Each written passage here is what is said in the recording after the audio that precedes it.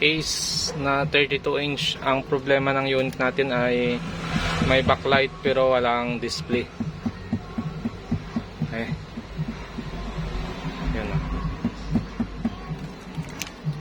Model number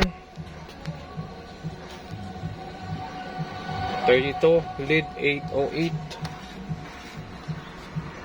Ito yung kanyang mainboard. At gamit na panel ay ganito, top board. So try na lang natin kung magawan pa ng paraan ito. So pag ganito, titingnan nyo muna yung screen. Pag ganito yung gamit na top board, tingnan nyo yung screen, yung kanto-kanto kagaya nito.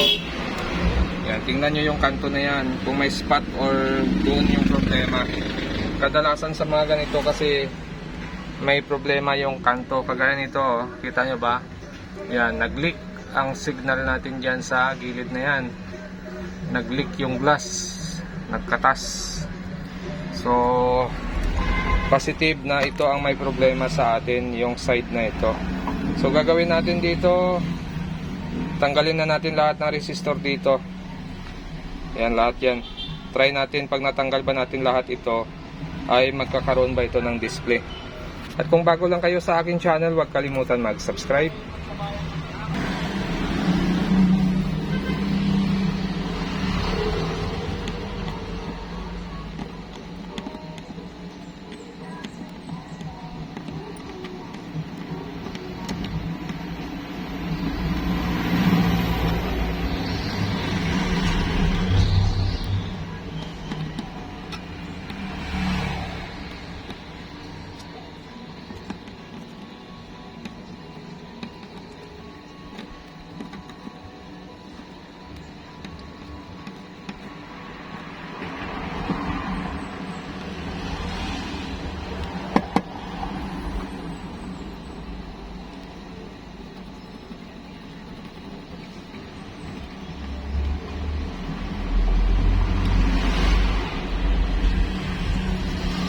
So check natin kung may short.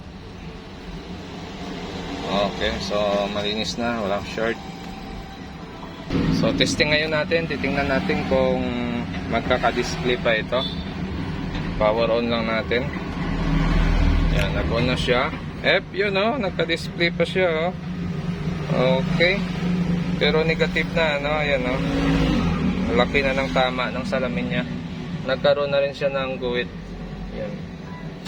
Okay, so yun, magkakalat pa oh. Mas lumalala ngayon. Mas lumaki yung kalat niya. So negative na ito. Pwedeng lumaki pa yan, yan oh. Lumalaki siya hanggang sa magblanko. Yan, so nawala na. Yun, nagkaroon pa rin oh. Pero lumalaki siya eh oh.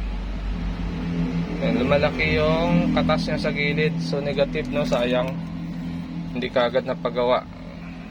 Ayan, wala na ito. Pero mayroon pa rin display oh. Tibay ah. Ayun oh, pwede pa no. Pwede pa. Ayun oh. So gagawin natin dito, ito siguro lipat natin to oh. Lipat natin siya dito. Pwede pa gamitin ano. Or pwede naman to lagyan ng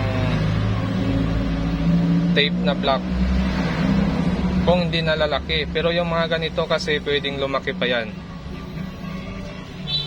Pero pwede pa gamitin. Okay, so ganun lang. Pag nag-repair, hanapin mo lang kung saang side na salamin yung nagkaroon ng problema. Kasi minsan doon lang yung cutting method or kagaya nito, remove lang tayo ng resistor kung may resistor. Yung iba kasi yung mga clock signal natin ay walang resistor. Yung iba nakarekta, kailangan mo i-cut mo yung mga serkito. So swerte pag may mga ganitong resistor oh. Re-remove mo lang yung resistor, tapos pag hindi yung side na yan ang may problema, pwede mo pang ibalik ng maayos. Pag cutting method kasi medyo mahirap siya ibalik. So yung mga ganitong top board, pag nagka-problema yung isang side niya, pwede pa, nagkaka-picture pa siya. Kagaya dito sa ginawa natin no? Kahit na damage na yung side na yon, ay pwede pa siyang gamitin. Pwede pang gumana kahit ito na lang yung okay. Kahit itong side na to sira, ay gagana pa siya.